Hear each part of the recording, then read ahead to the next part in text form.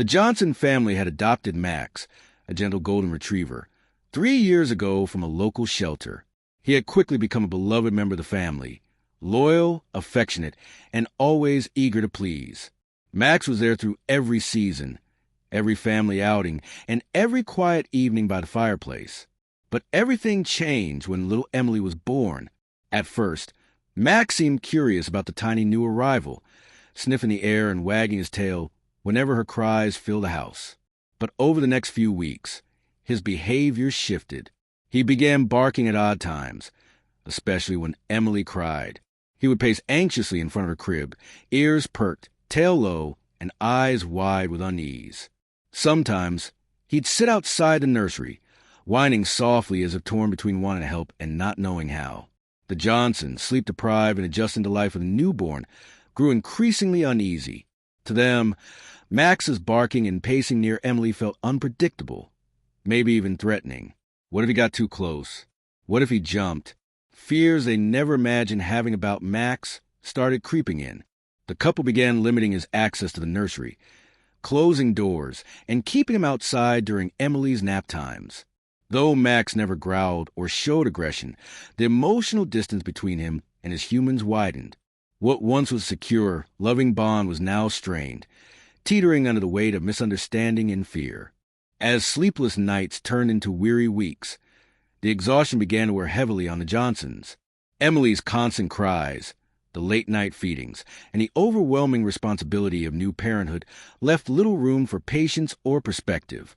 Max's anxious behavior only seemed to amplify their stress. Every bark felt like a jolt of chaos in an already fragile environment. Every time he paced near Emily's crib, their hearts filled with uncertainty. Late one night, after Emily had finally fallen asleep, Sarah sat on the couch with her hands over her face.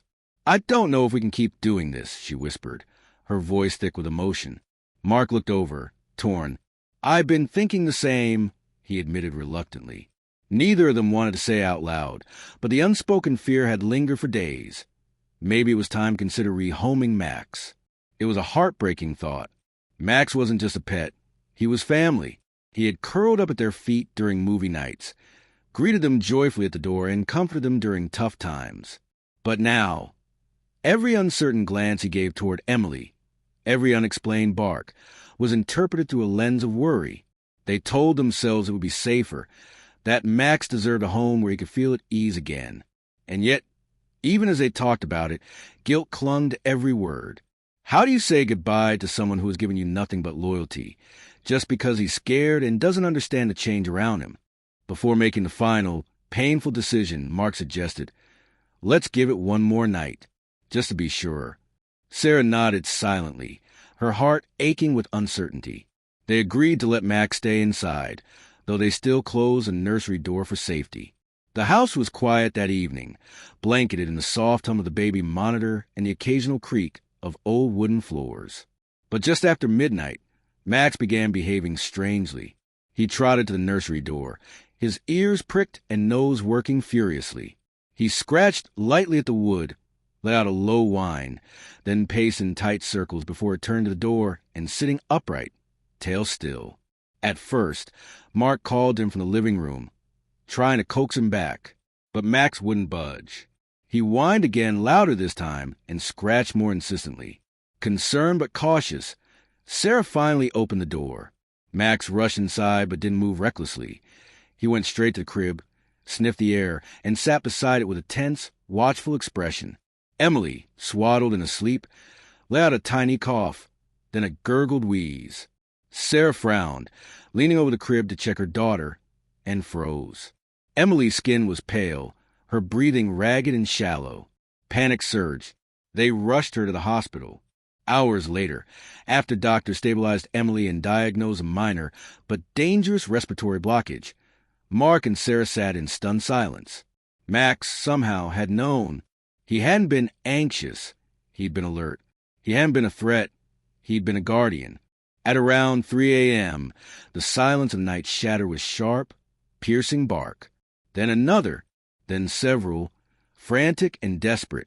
Max's voice echoed through the house, louder than they had ever heard. Sarah shot upright in bed, heart racing, while Mark stumbled out of the room, startled and angry. "What is he doing now?" he muttered, frustration blending with fear as the cries continued. They hurried down the hallway, dreading what they might find. As they burst into the nursery, their anger dissolved in an instant.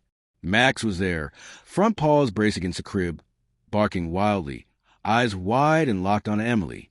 He turned to them, then back to the baby, barking again with urgency. His whole body trembled, not with fear, but with fierce purpose. Sarah rushed to the crib and looked down. Her heart dropped. Emily was pale, her tiny face tinged with blue. Her chest moved in short, shallow gasps. "Mark!" she cried out, panic rising in her throat. Mark didn't hesitate. He scooped Emily up while Sarah called emergency services with trembling hands. All the while, Max stood beside them, whining and pacing, his eyes never leaving Emily. In the blur of the ambulance ride and hospital chaos that followed, one truth echoed in their minds. Max had saved their daughter. Without his urgent bark, without his refusal to ignore her distress, things might have ended differently. What they had mistaken as anxiety was actually vigilance. That night, Max wasn't just their dog. He was Emily's hero. With Emily cradled in Mark's arms and Sarah holding back tears, they raced out of the house and sped through the dark, empty streets toward the nearest hospital. Every second felt like an eternity. Emily's breaths were faint and irregular, her tiny body limp against Mark's chest. In the back seat, Max whined softly, his head pressed near the car seat, as if willing her to hold on. The emergency room lights blurred past as nurses took Emily from their arms and rushed her into a treatment room. The parents stood frozen, numb with fear, clinging to each other in the waiting area, while Max sat quietly at their feet, ears drooping, eyes fixed on the doors where their daughter had disappeared. After what felt like hours, a doctor approached, his expression serious but calm. "She's stable," he said gently. "Your daughter was experiencing a severe episode of infant sleep apnea. It's a rare condition, but dangerous. Her airway was obstructed during sleep.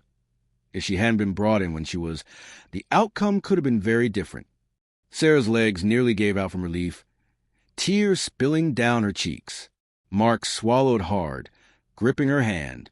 "But how did you know?" the doctor asked, genuinely curious. Mark looked down at Max, who was still sitting patiently beside them. "He did," he said quietly. "He knew something was wrong." The doctor nodded slowly, impressed. Dogs have incredible sensitivity.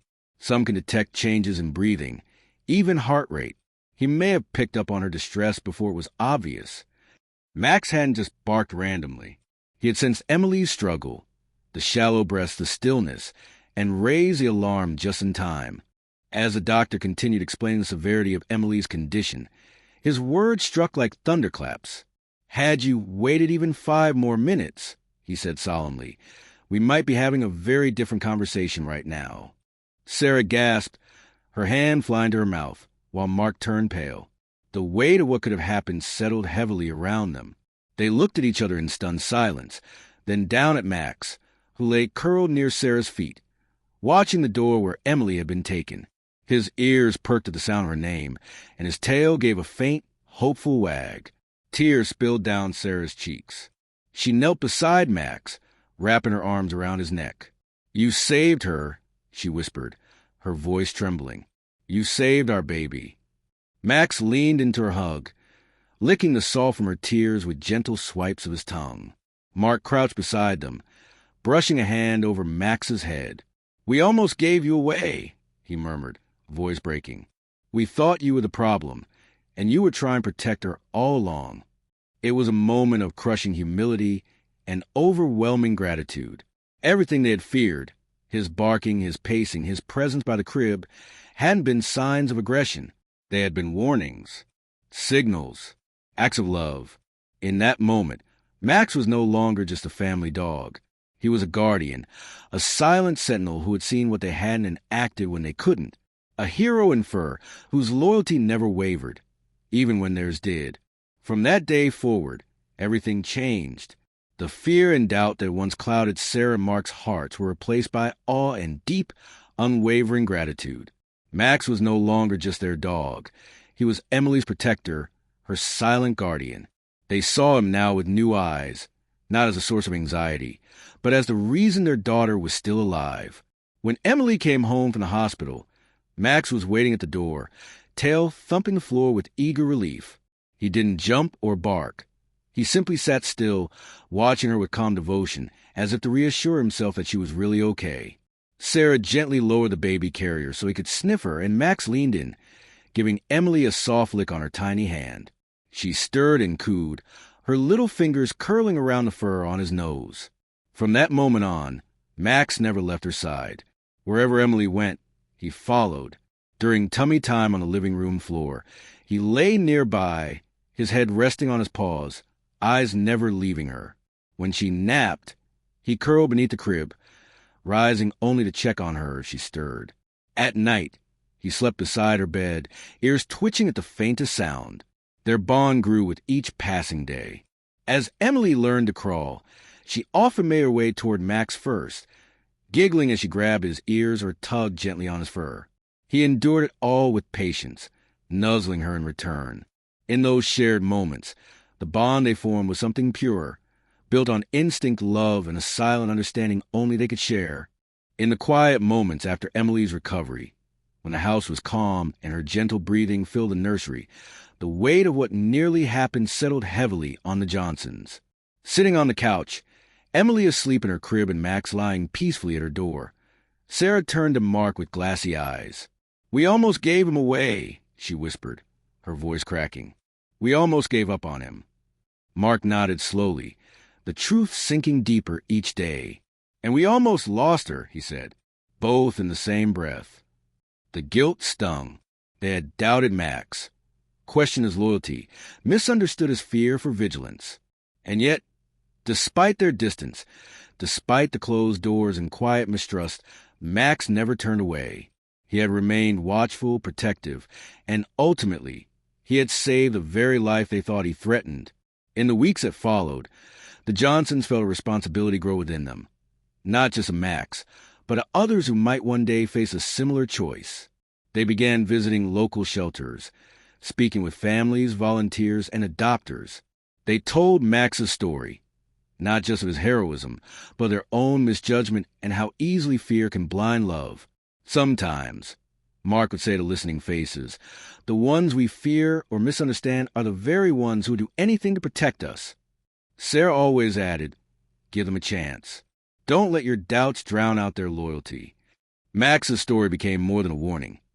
It became a testimony of second chances, trust, and the quiet, extraordinary love of a dog who never stopped watching over his family.